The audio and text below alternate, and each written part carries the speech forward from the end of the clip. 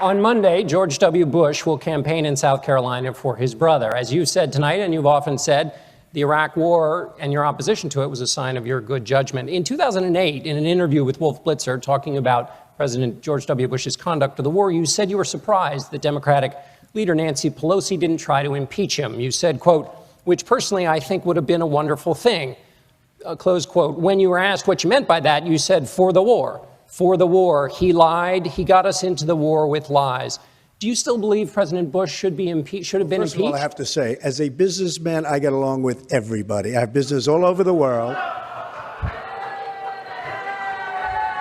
I know so many of the people in the audience. And by the way, I'm a self-funder. I have my wife and I have my son. That's all I have. I don't have this. So let me just tell you, I get along with everybody, which is my obligation to my company, to myself, etc. Obviously, the war in Iraq was a big, fat mistake, all right? Now, you can take it any way you want, and it took Jeb Bush, if you remember at the beginning of his announcement, when he announced for president, took him 5 days. He went back. It was a mistake. It wasn't a mistake. Took him 5 days before his people told him what to say, and he ultimately said it was a mistake. The war in Iraq, we spent $2 trillion, thousands of lives. We don't even have it. Iran is taking over Iraq with the second largest oil reserves in the world.